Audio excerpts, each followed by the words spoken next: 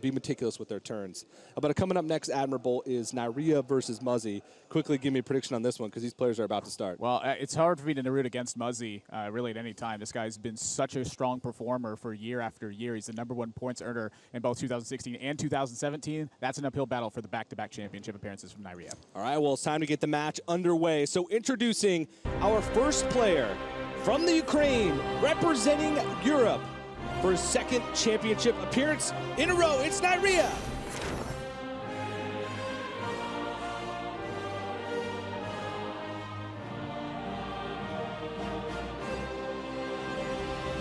And his opponent, the top HCT point earner in 2016 and so far in 2017, it's Muzzy.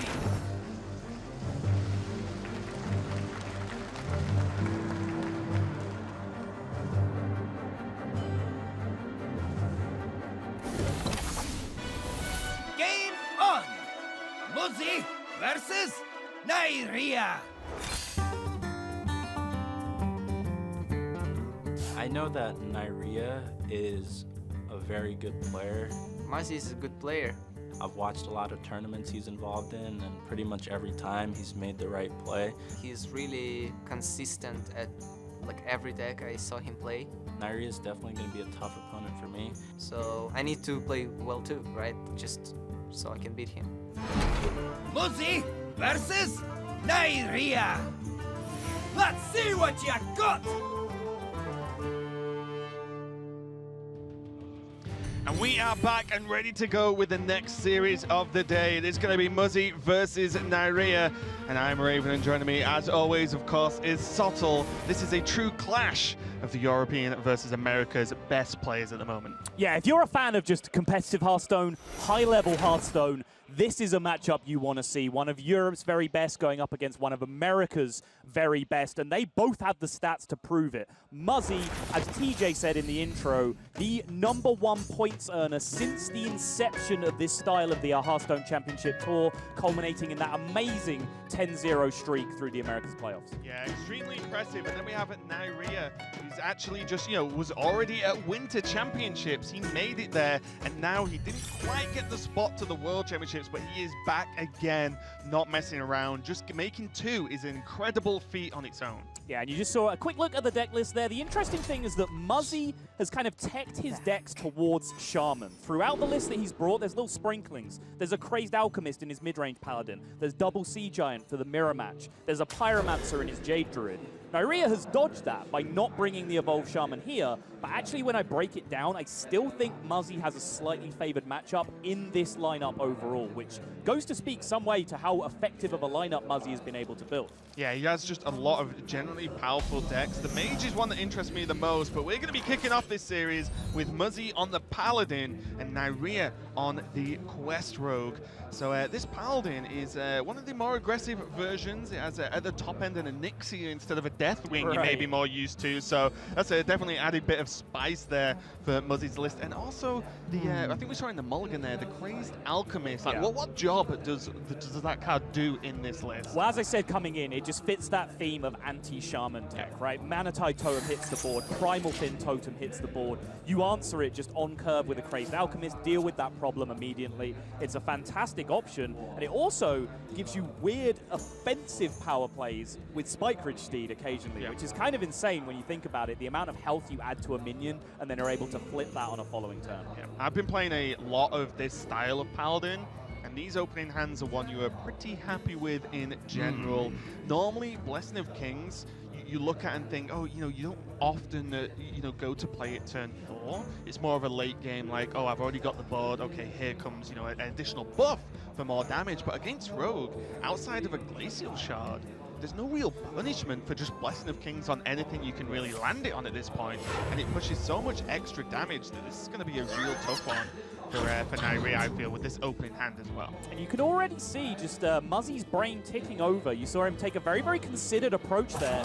He sat back, hands by his sides, considered all his options, then he reached for the mouse. That's very, very good competitive etiquette, if you want to look at it that way, to not reveal information about what you're thinking about. He considered all his options, and he went for the coin 2-drop drop play. I think the reasoning behind this is to try and get this Grimscale chum to line up on a more powerful minion so he can essentially try and stick one of the bigger threats of Murlocs in his hand. Didn't want that Grimscale chum landing on the Hydrologist. Yeah, also as well, this lines up that the Grimscale chum can combine with the secret that was chosen from Hydrologist to then make just a stickier board in general. And Backstab's going to get rid of the Hydrologist pretty well, though. But now just the Novice Engineer chilling on the board. That quest proc at 1 for the 1 minion that's been played for Neirea so far. Great matchup knowledge from Neirea as well. He leaves the Novice Engineer on the board knowing with a 2-mana play from Paladin, there is no way this thing dies, so he does not have to commit to Shadow Stepping it or bouncing it just yet. He can wait for an extra draw, reevaluate his options, and hey, 1 extra damage if he really wants it. That's non-trivial. No, definitely. Especially when that combined with dagger hits really do make up points as the quest rogue. But now we are going to see the chum and the redemption. This is just going to make the board a little bit more sticky. Maybe require the dagger and the 1/1 to go in to fully clear it. Because if not, this wall leader, you know, is going to start getting really problematic. Although its power level is a lot less without the Vilefin Inquisitor being played, so the hero power is not kicking out Murlocs yet. It's a really good draw, actually, with the Swashbuckler here, because he will pull patches in this spot, which allows him to deal with the redemption. Sequencing was interesting because this means at the start of this turn, Neirea was already committed to going Swashbuckler for his quest and not Novice Engineer. If he wanted to go Novice Engineer instead, we would have seen the patches summoned first, and that used to test for Noble Sacrifice first and foremost. Neirea was very willing to switch plans to Swashbuckler, and that goes back to exactly what I said on the previous turn. He gave himself 1 more turn to change plans by understanding there's no way his Novice Engineer could die on board. And it's one of the difficult things with Quest Rogue, actually, is just flexible options, right? A lot of the time, players find themselves, like, tunneled in. They bounce 1 minion, it's like, oh, God. You know, like, I'm all in on this, or the game is lost. Looking at the choices now from the Stonehill Defender for Muzzy, the Tar Creeper just seems the best there. You know, the Rathion not really going to do it for him. And although Primordial Drake is an amazing card, at this point you just want the early minions that really challenge any early push from Neirea and make leaving minions on the board that much more of a threat. Right. And while we've got a moment here, I do just want to dip back into Muzzy's lineup because I expect to see this leaving up Quest Rogue more often than not. Muzzy's brought kind of what we would call a 2-and-2 lineup, where he has 2 aggressive decks and 2 slightly slower decks. That means that Quest Rogue, which is kind of vulnerable to these aggressive starts, is forced to leave one of those 2 aggressive decks up. It can't ban them both out. So Muzzy will feel like he'll always have an answer for Quest Rogue to come out, which is very important. As you see Neirea here gesturing, looks like we might have a small technical issue, which we will try and get cleared up as soon as possible. Neirea looks like he's just very eager to get back into this game, which was just unfortunately heating up. Yeah, it was just about getting started, and fairly even on both players' parts there. It looks like it is a disconnect, so it's more than likely, unless they can reconnect very quickly, going to be a regame. It was in the very early turns, you know, a lot of it was like tit for tat early on, so there was no particular strong leader in the game, so I wouldn't say too much is lost by having a regame, but these things happen. Yeah, still a little bit unfortunate to see, though. Obviously, we'd like to see these games played out as cleanly as possible, but sometimes accidents happen. Technology is our vehicle, and sometimes that vehicle derails, but hopefully we'll be able to get back into the action as soon as possible. Yeah, and we're still working on it, and we'll get it fixed as soon as possible. But again, just looking at these lineups, I mean, you were talking to me early, like, I'm not quite sure what Muzzy's targeting overall, and you know, it looks like shit. The overhead shot of the disconnected Hearthstone. All right, it's like, just so you know, we think it's a disconnect. We have proof. Yeah. So we've just been told that Mage actually just beat Trunks off stream. I know, fist bump for you. You picked Mage in the playoffs. He did make it here, and he is making a good point here now with the Southeast Asia players actually performing very well so far. Yeah, absolutely. And it's definitely an emerging region, and I think one of the big storylines I'd love to see come out of this event is a big win for the Chinese region, the Southeast Asia region, or the South American region, because these are areas where, if you look at Europe, North America, we consider these to be kind of the big hives of Hearthstone activity, right? But a winner or a big qualifier for one of those emerging regions will do so much for the game's growth and the game's interest in those regions that I would love to see a Mage or an X-Hope or a Diego Diaz going to the World Mage is in the player, Championship. not the class. Right. We've seen a lot of Mage recently. This harks back to our Wild tournament last week where we were talking about control the player. Like Yeah, control, not the style. Controls warrior, which happened to be a pirate warrior. Yeah, I think it's great as well. Over the past, year and a half, 2 years, I would say, is the Asia Pacific region is continued to just improve.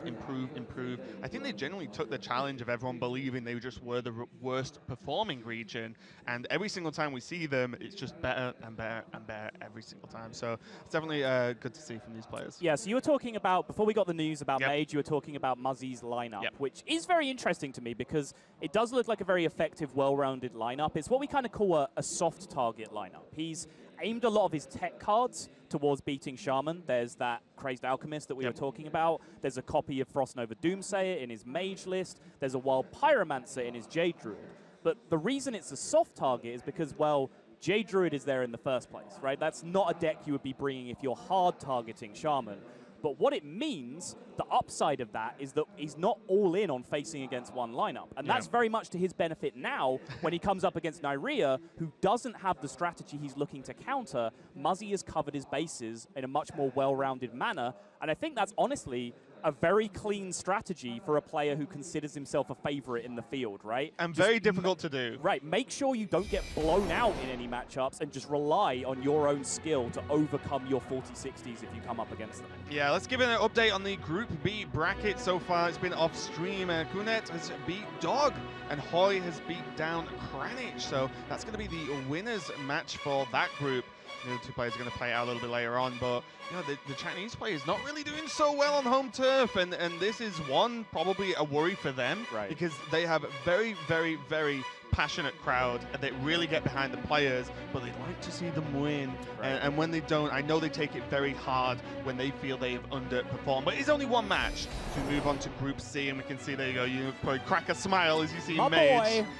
My boy, and I've got the trophy to prove it. Mage coming through over God, that Trunks. trophy. And as we mentioned, China, again, not having a good showing, and it really does surprise me, and it surprises me for two reasons.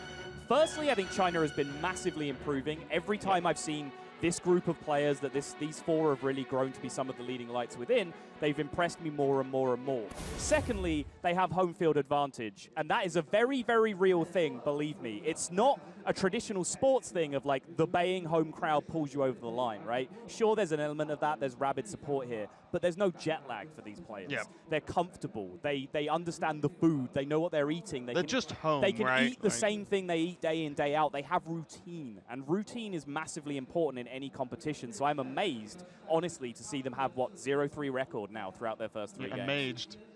Oh, bars. Yeah, that was great. But we are still just sorting the technical issue. We want to make sure everything is great for the players. When they get back into the game, that is going to be the game that is played out. So while we just wait for that to get sorted, we can check out one of the more interesting questions for the casters. Is Gul'dan or Rexxar for Mayor?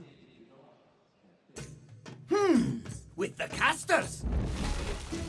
So, if Gul'dan and Rexxar were running for mayor, well, I mean, first off, I'd have to interrogate them about their policies, because just voting blind doesn't seem wise. Rexxar versus Gul'dan. I would definitely vote for Rexxar. Thanks. Yeah, he's just a guy you wouldn't want to mess with. Gul'dan's just scary, so I wouldn't vote for him. Your soul shall suffer. Rexxar feels kind of more like a guy that would just be too focused on the short term, doesn't really seem like a man that I'd want to trust making long-term considered decisions. My apologies. It seems like he'd want things done the quick way rather than the best way, so I guess by process of elimination, I'm going with Gul'dan. I greet you. See, Gul'dan seems like he'd have some harsh policies. I don't know that he would be very well liked, but it seems like he could get stuff done. So many possibilities. I mean, I would definitely vote for Rexxar.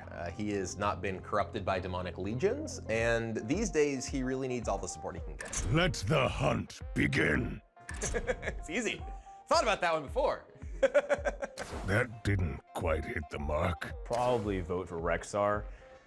He's a guy that I feel like I can trust, and right now he could use a W in the books right now. My hand is too full. I run for Gul'dan every time because Rexxar only hunts alone. I hunt alone. It's really bad for the town. He should be wanting to share his hunt with other townsmen and women. Well played. Rexxar by far gets the vote, and it's not even close. Gul'dan is about himself. That was a mistake. Rexxar's all about you. Well played. I can't remember the last time Rexxar hit himself in the face, but I can definitely recall the last time Rexxar hit you in the face. I will hunt you down.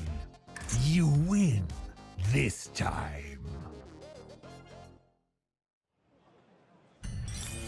Definitely an important question there, although there was one of the casters that I just didn't recognize, some guy with really long hair. I've not seen him for a long time, but I believe Rexxar won out in the end, and we have won out over some technical issues, as I believe the players are ready to regame and get back into it. So we apologize again about the slight delay, but we have fixed it now, and we're going to get back into this match. Yeah, my favorite part about that video is how we actually recorded it in the previous metagame, and everyone was talking about, oh, you know, Rexxar could use the win right now. He's not very good. Still true. Yeah, nothing's changed. Poor Rexxar. But maybe with that sick new expansion, that sick new version of Rexxar, we'll see some action from the Hunter again. But we're going to see some more action right now. We're going to go for the regame. Muzzy, of course, on the Paladin again. Neirea on the Rogue. Just a rematch. We'll see how this one goes. And Muzzy has a very similar opening to the one he had earlier. I was going to say, this is what you like to see. There is backstab and one drop in Neirea's hand, which is what he had last time, and Muzzy has one drop War Leader, which is what he had last time as well. So, all right, let's run this all back. Yeah, we almost just remade the same game. Let's see how it goes this time. It's almost as if we had a resume from replay function, Raven. Almost. Maybe it's there now. Maybe it's there. But yeah, Neirea has got a little bit more of an aggressive opening with that deckhand that he didn't have, and he is going to open with it as well. Not planning, especially with Firefly in hand. You don't need to bounce these two guys. These two guys are there to battle against the early opening that Muzzy has and has available to him. Yeah, and what this gives him is full flexibility to be able to deal with any one drop that gets played here from Muzzy. If he'd have gone just with the Firefly, it would have been difficult for him to develop 3 power on the following turn without using the backstab. So this way, with a 2-1 and a 1-1 already in play, if Murloc Tidecaller comes down, easy kill. If Vilefin comes down, he can just dagger up and plow through that as well, and also just start pushing tempo if he wants to use the backstab on top of this. Basically, what I'm saying is this gives him the maximum options to deal with any of the expected 1 or coin 2 plays that would come out from Muzzy in this position. I really, really like this call from Neirea in this spot. Yeah, I like it as well. I think that it's just one of those more flexible options you can have, and it happened with Quest Rogue very quickly, where these, you don't always play the quest on 1 straight away. You know, it has to be a little bit deeper than that to give you the best options going forward. And you see that Crazed Alch is a tech card thrown in here primarily to deal with Shamans. It does have a little bit of utility against Mage as well, where you can deal with Doomsayer, but this is one of the keys. When you have tech cards that generally whiff in your matchup, just find some way to get usage out of them, and that's what Muzzy sees straight away, just making a tempo play on the board here, demanding an answer from Neirea. And Neirea is just going to play the quest, load up his Firefly, and it looks like he's just going to push damage to face in this spot, which again is just disrespect to Paladin's ability to answer early minion stage. Yeah, exactly. We can see the Consecrates in hand, but look at the mana. You know, Muzzy's only got 2 mana to work with this turn, and this board is very, very tricky indeed. And again, even with the Firefly going down, there is the Flame Elemental that can be used to bounce later. Or one of the other minions, as you said. You know, the odds on this board being dealt with are so slim, almost impossible actually, that you can just bounce whatever you want with a lot of confidence. I do think it is going to be important though that Neirea draws a bouncer at some point, right? It's going to be very difficult. If he just doesn't draw a bouncer, then he's just not able to do anything with any sort of productivity in terms of getting the quest actually done.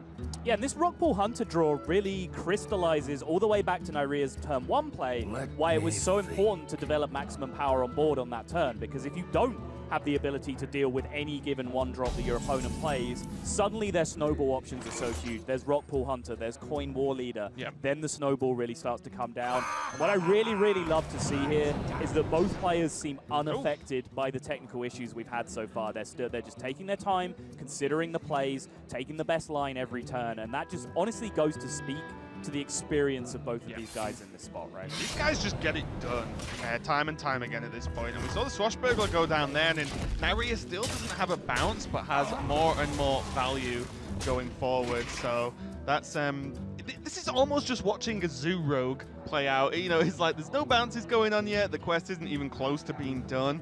But now it's all on Muzzy being able to just get rid of this board and capitalize on the lack of bounces. You know, from what we can see, no preps. He knows one card is a paladin card. No bounces, no vanish, no nothing to really work with going forward. Just his deckhand is spot removal more than anything. Right. Oh, never mind.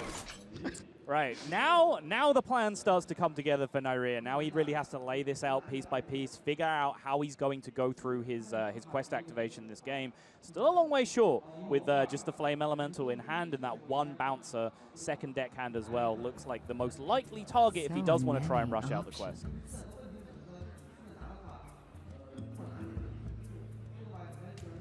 Yeah, looks like he is going to go deckhand.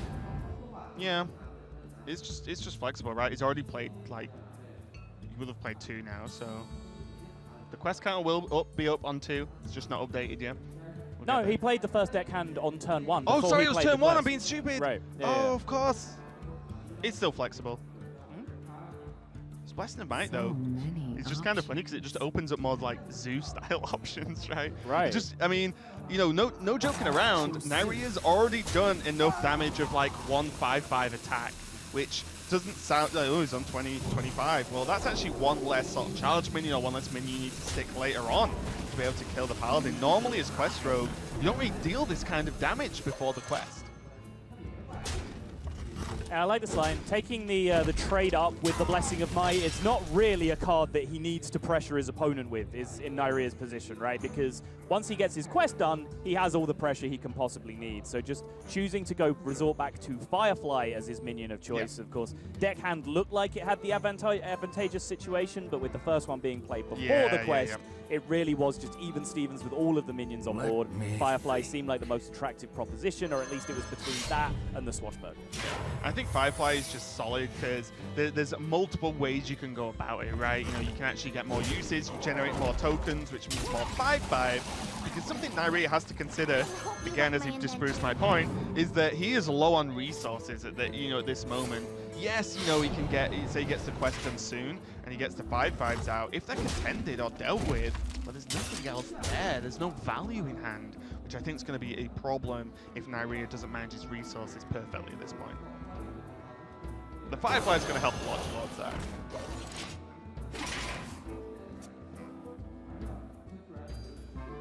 All right, the Grimskull Chum has really perked up this turn for Muzzy because it looked like a great Consecrate board to come down here, but it would be a Consecrate pass kind of thing going on, right, if he wanted to do it. At least this way, he would get to develop some kind of presence, but even then, he's turning it down, just choosing to adapt to that one Grimscale Chum, which actually makes some sense considering he has a Redemption up in play as well right now and gives him the chance to really stick a minion to board and start snowballing War Leader on the following turn. I also think as well, Neirea is obviously nowhere near getting the quest done. Right. This board's going to look like this for a while. You know, so as much as, yes, you could Consecrate and Chum this turn, you can probably just Consecrate this board next turn if it's still there, right? You know, it's not the biggest issue in the world because you know these are not going to magically turn into 5/5 next turn with what's available. Yeah, it would be a different story if, say, Neirea had committed his bounce minion to the board, right, in this state. In that case, you just deal with the board state. But, you know, Neirea is too good a player to have put himself in that position in the first place. Muzzy understands, as you said, this board state is not going to beat him down. Just going to take his time and try and fight back on board, which just looks absolutely correct in this spot. Yeah, very important draw. Although no bounces at the moment for Neirea, just having the minions available. Those 2 minions are actually 4 minions in Neirea's hand. It's going to help him get to that quest a little bit quicker in kind of an unusual way without, you know, trading bounces all the time. It's actually, I've just ended up with that amount of minions in general. Right. Does he discover the Redemption now? That's Chum's just going to come back. Nothing too crazy, though. Yeah, he's forced now to hold on to this final Firefly in hand, or at least the final Flame Elemental, whichever way he wants to go about it.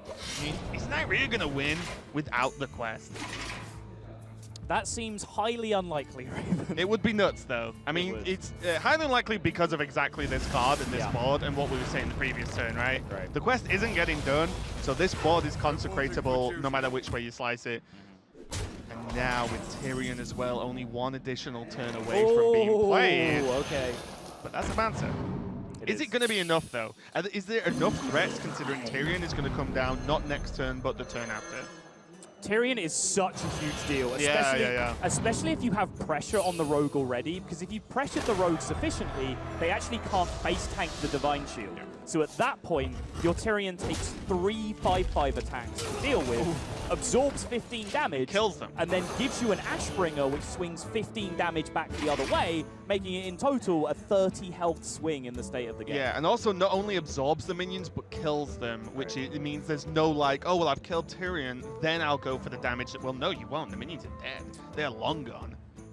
The problem here, though, is that with Neirea loading up the board, Muzzy has no way to deal with enough minions to even get to that Tyrion. Can only take 1 off the board, and actually, all that early minion pressure of just 1/2s and 2/1s just connecting with face, backed up by the early backstabs, actually got Neirea in a position where even a very slow quest was enough to threaten lethal against one of the best board-based decks in the game that could just never get a foothold.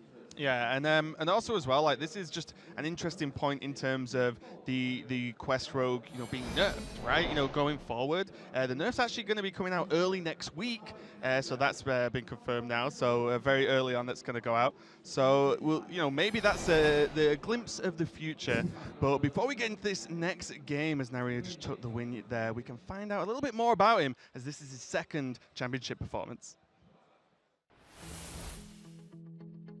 2017 is going well so far. And now Neirea, he's got the win. Yep, Neirea is going to the top 8.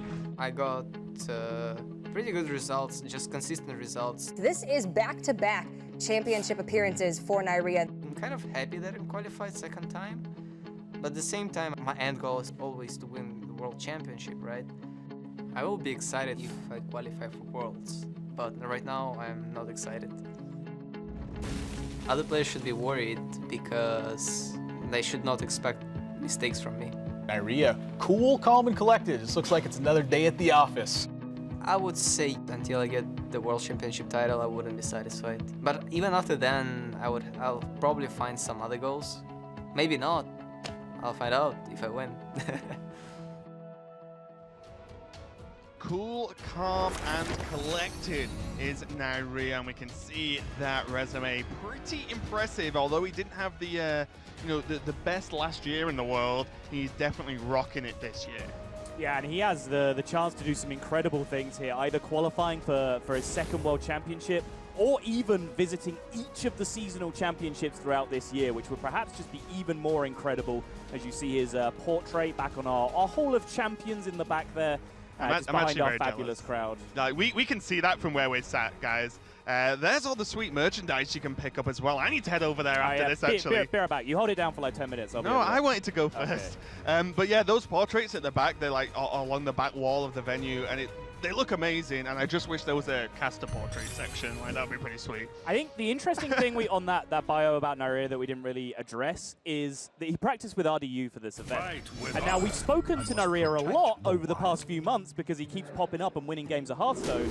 And he's always said, I don't really play as much as the other pros. I theory craft a lot. I watch a lot of streams. I talk to a lot of my friends and fellow pros about different matchups and strategies. But I'm not a serious multi-hour-a-day grinder like some of these other players are. Well, RDU actually talked him into a very grindy schedule coming into this. So he's actually a little bit in foreign territory when it comes to preparation for this tournament, but so far seems to be paying off because although you don't see it reflected on screen right now, he is in fact 1-0 up. He is winning. He is 1-0 up. He did get the win with the Quest Rogue. As we move on to Neirea going for the Jade Druid, and Muzzy sticking with the Paladin for now. And this Jade Druid, I would say, is one of the more standard versions. There's nothing too funky in this list. It's pretty much just what you will have seen a couple of times on ladder, I imagine, and often it is just going to get the job done. But the Murloc Paladin deck, I feel, has a pretty good matchup here. I think it can actually just get the job done, because if you can go wide enough, early enough, there's just no multi-target removal for Druid, right? It's always been one of the problems. And against, Pirate Warrior and things like that, Jade Druid's been performing very well. but it's mainly because they can put up the taunts and gain enough armor to stabilize, but that's not really going to cut it as much versus the Paladin.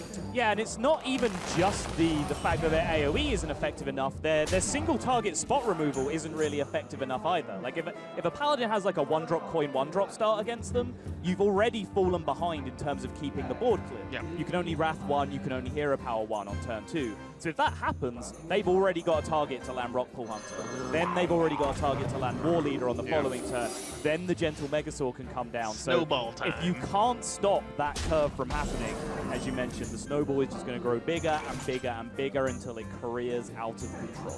Yeah, and now this swipe is going to be pretty juicy to stop, or at least, you know, stem the flow a little bit here, just to reduce these minions down. The Kodo, give some value there for the Hydrologist, but suddenly life feels more manageable for Neirea, I feel, after that swipe. It's a really important Kodo, though, because it gives him a solid turn 4, which otherwise he would just be playing a 5-4, right? Just dropping just a naked Megasaur on the board. So at least this way, he has Hydrologist into Rockpool Hunter, and he yet again gives himself the position where he can potentially go Megasaur next turn, or go for the Finger line and then try and get the big buff after the Finger comes down, which looks very, very promising because Neirea hasn't had a quick Jade start. Yep. So the minions will be around on board for the Finger to be able to deal with. Yeah, the newest Jade will be a 3/3 when summoned, and you see the respect that Druid has to give decks like this. You know, Feral Rage as a one-of, just used as the aggressive tool to just remove the board again. And then, you know, Naria's pretty much done after this. He just drops Aya and crosses fingers basically at that point. You just have double Nourish. So it means that Neirea won't run into the issue Jade Druid often does, where it kind of burns out cards around turn 6 and 7. If it doesn't have card draw, but this Finger could cause dramatic problems, especially as you said, there is, you know, Chum, Finger, Megasaur with Redemption. There's actually just Spite Ridge after Finger or pre-Finger. There's a lot of options going on here, and it looks like while a minion has stealth, it cannot taunt. Thank you, Innkeeper. We still have that lesson to learn sometimes.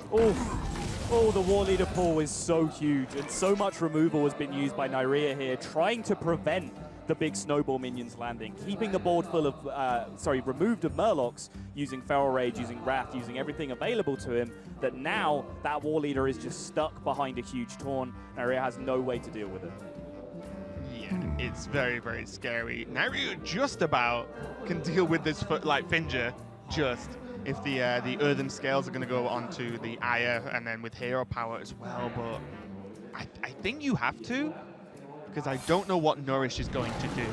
You know, what are you drawing into that makes this turn any better? Right, well, he could Nourish for his one remaining Wrath, right? So he'd have like a 1 in 20, a 1 in 19, 1 in 18 to hit that Wrath. Even if that happened, best case scenario, he'd still be behind on board. Yeah, exactly, yeah. Just get this done now. You do get a 4/4 Jade. The Jade Spirit behind this actually evens up the board to a large extent. Oh my, that is a huge draw. Okay, Admirable, calm down. In the words of Nathan, that's undesirable Zamora. Yeah, or Nate, as I like to call him. Nate Dowell.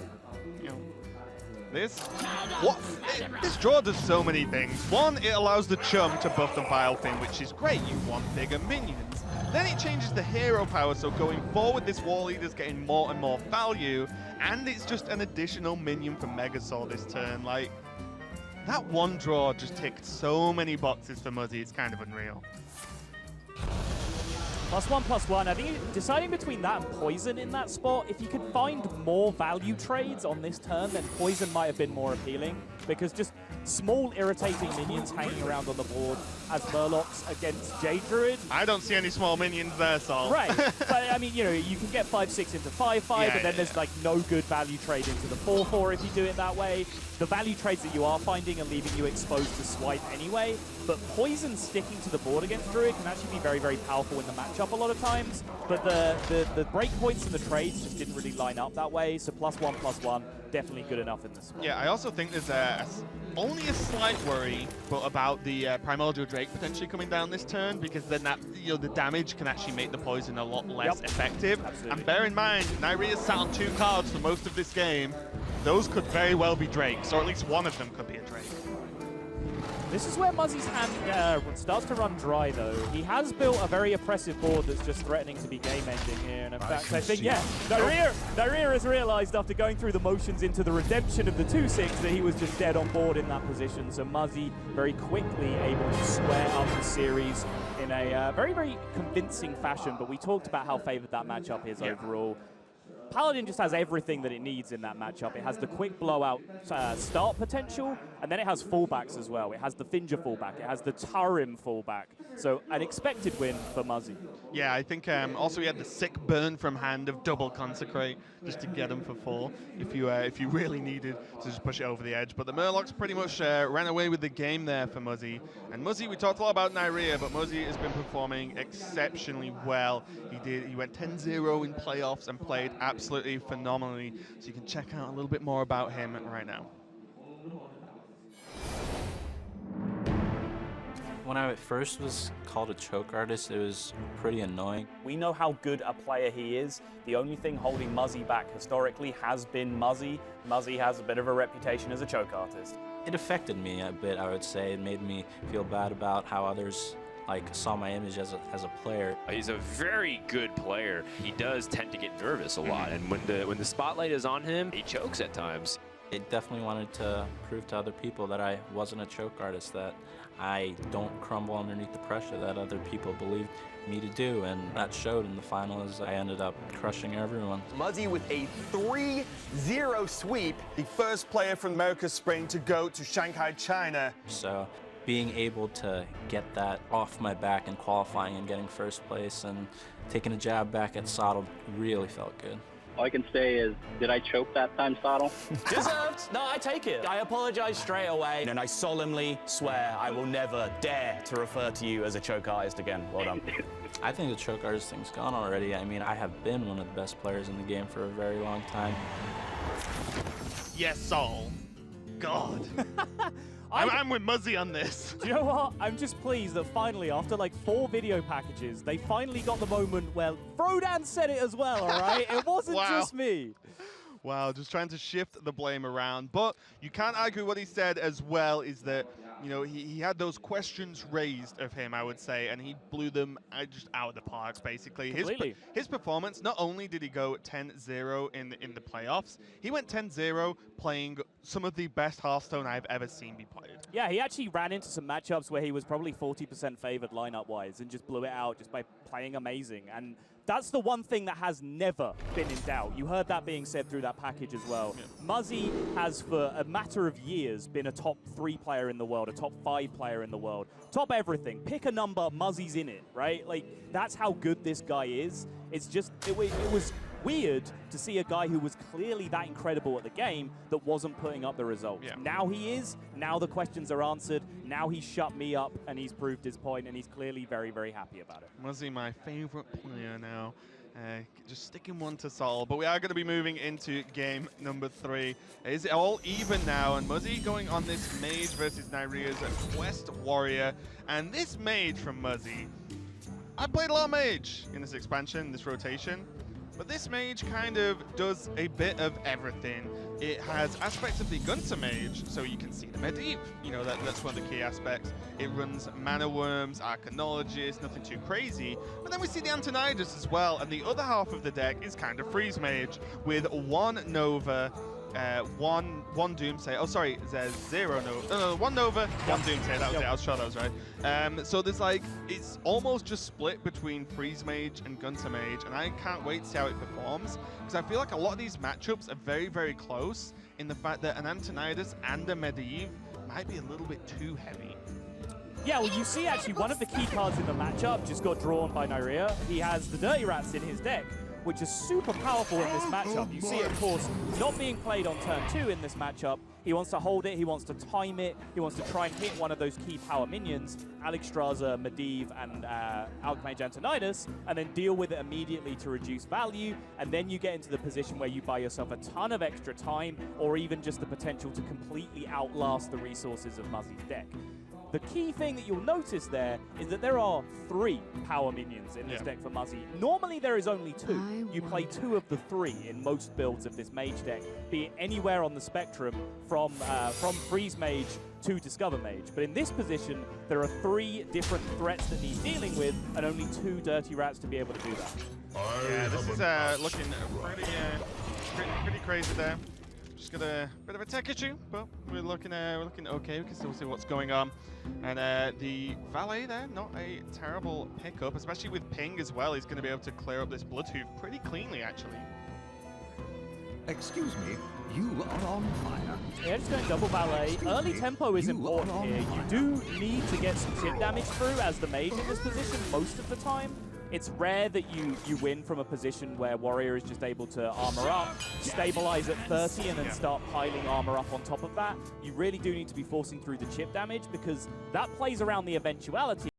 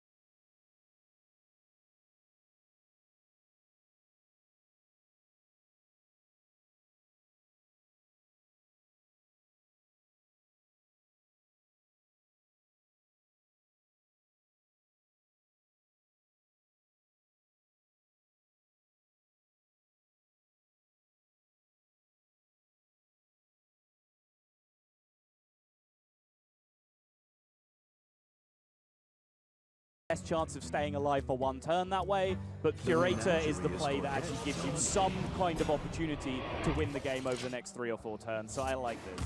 Yeah, 100%. You need to do something here. Oh, Glyph could just end the game. It doesn't matter. Right Glyph, now. Oh, Glyph is just auto-lethal. Yep. So we are back now, and in case you actually left us there, we might have just gone off just for a little bit, but we are still in this game. The game is being played out, so the players have not been affected by some of the technical issues we've been experiencing. But now Muzzy looks like he's on the verge of going ahead in this series, in this Mage versus Warrior matchup.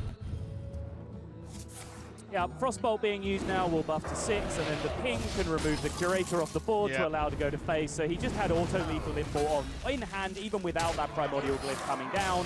Muzzy takes a very hard-fought game, which I'm sure you guys at home share my sentiment that I wish we got to see a bit more of.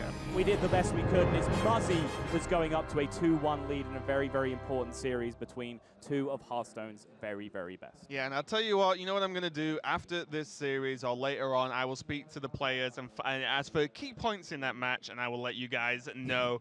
Just because, you know, I'm interested, you guys are interested as well, so I'm sure, we will find out, you know, what were the key turning points. Obviously, there was the Dirty Rat that we did see that actually hit the Thalnos and not the other 2 minions in hand, which were Antonidas and Medivh. Yeah, obviously we did miss a huge chunk of that match in the mid-game, but it would be tough to find a more defining point, even just through guesswork, when the game was very clearly becoming defined about that Dirty Rat, right? And I do feel for Neirea in this spot, because he actually had a very good read. His timing was on point.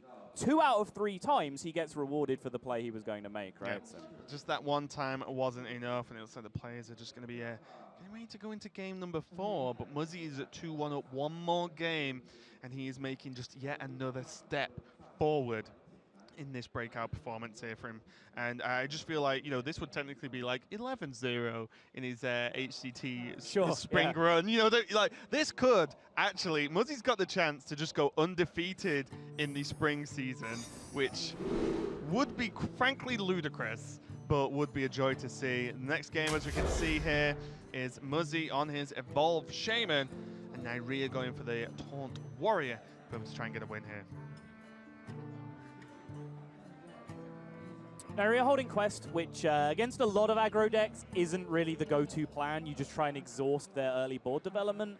The thing that makes Evolved Shaman so resilient is that even if it doesn't get a very, very aggressive start, it can actually play a value game with a lot of decks as well. So as Quest Warrior, if you do go ahead and just throw away Fireflume's Heart in this matchup, then your opponent, if they're an experienced player, can actually react to that position and recognize how much time they have then in the matchup, and they can just hold on for big value plays with their Stonehill Defenders, get max value out of their Flame Tongues, really hold on to that Doppelgangster Evolve until the point where they force Brawls out of the hand, because there's no clock on the Shaman coming back the other way in that position. Yeah, what I will say as well, you know, we've not seen Muzzy Shaman yet.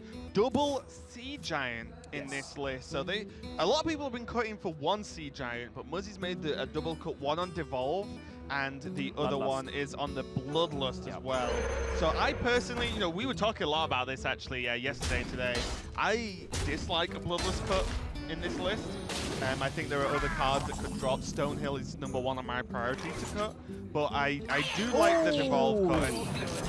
That's a better route, although the Evolve is in hand for Muzzy right now. If he wants to go for just pure early game.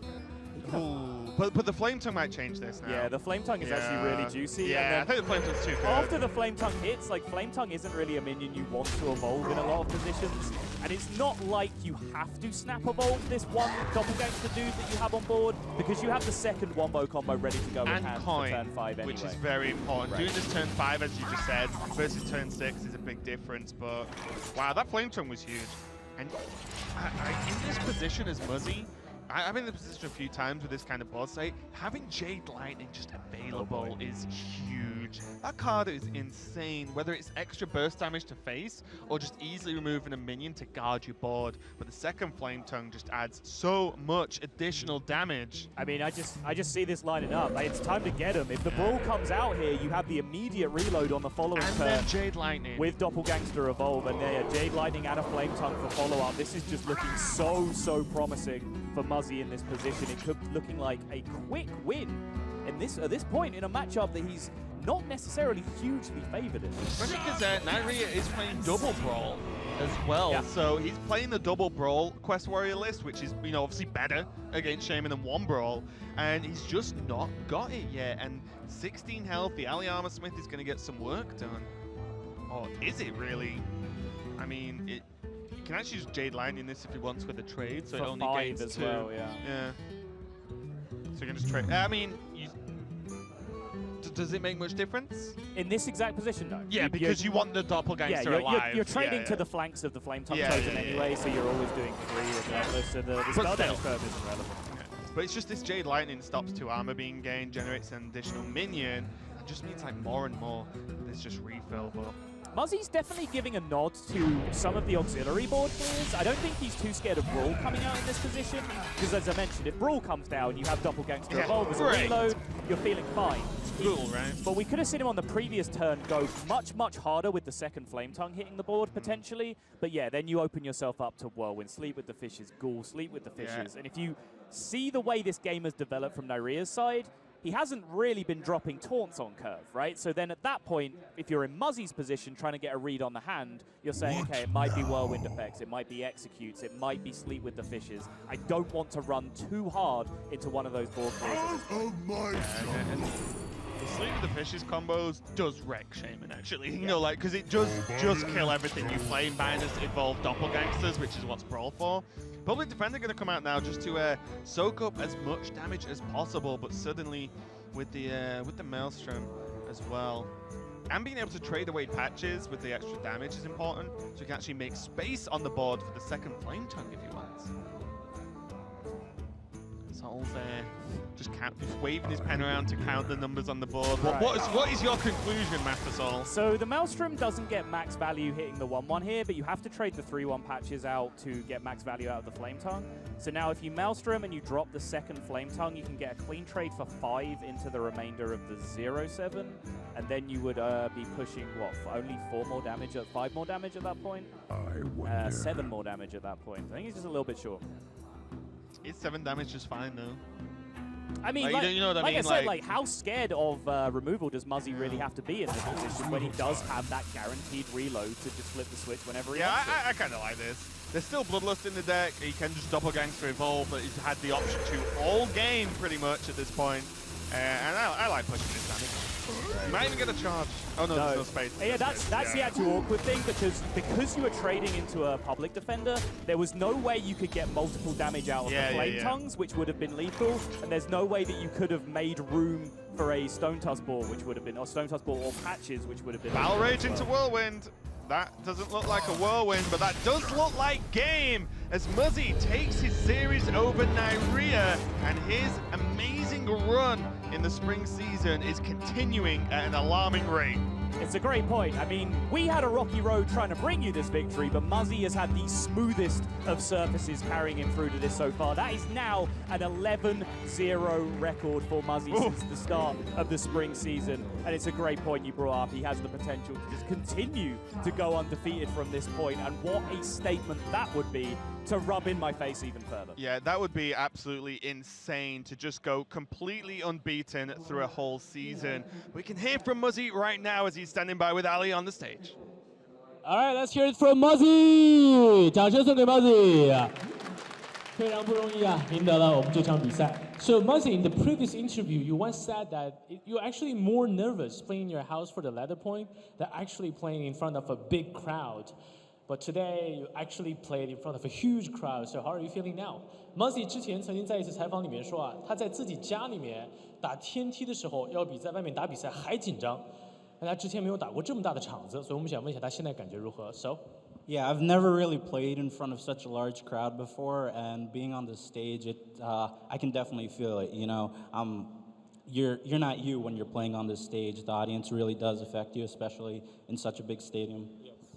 他之前确实没有在这么大的场子打过。他说，在场上比赛的时候，感觉自己已经不仅是自己了，他自己被现场的所有观众都有所影响。所以我们再给他一个掌声鼓励一下，好吗 ？Right, they really love you, right? Okay, and both you and Naria is actually known for you know, being very calm, cool, never get nervous, like your face is like stone or So today you actually, you know, up against him. So during all this match, what do you think that you did better and in the end just beat him? Right? 那他和 Naria 呢，两人都是非常著称，就是以这个特别冷静为著称的，面部几乎看不出表情。那今天的话，我们这位冷面杀手更是打败了 Naria， 所以想问一下，他觉得自己在哪一点做得比较好？ So both Neirea and I are calm competitors, and in this match we had pretty similar matchups going in. So it could have gone either way, whether he wins or I win. But fortunately, I was able to get the advantage in the ban I felt, and in the matchups in game, I was also able to get an advantage and pull ahead. Alright， 好 ，Muzzy 说他自己呢也是跟 Naria 一样，都是非常冷静型的选手啊。他的回答也特别谦虚，他觉得在这种比赛当中啊，完全就是看选手当时那一刻的表现。他觉得他今天稍微表现的好一点点。好 ，Thank you very much，Thank you very much，Muzzy，All the best。Alright， 我们继续下一场比赛。 Awesome from Muzzy there, and just saying he just feels he just got enough of an edge, you know, just in the ban, and then just how the matchups played out. And you know, from what we saw, I kind of feel the same. Everything just seemed to just tilt a little bit Muzzy's way, although you know both players played really well. It looks like a strong lineup, honestly. I mentioned going in, I felt like he was slightly favored, maybe like 53-54% favored when I broke it down, and that's with him whiffing his tech card choices. He's tech towards Shaman. Shaman was a matchup he was facing against Neirea, and that just goes to show the power of the lineup that he's built overall. But for me, just in general, that's a matchup where I was sad that one person had to lose, because I feel like we haven't really given Neirea enough credit for the work that he's done over the last couple of years and just the level of consistency that he's had being in it since the very, very beginning in competitive Hearthstone. So I hope to see him bouncing back from the lower bracket now. Yeah, and that was the second series of the day done, but we've got plenty more Hearthstone coming up. As we saw two amazing players go at it, we've got plenty more coming up soon as the rest of this tournament is going to be played out over the course of the next 3 days. So don't go anywhere. We'll be right back.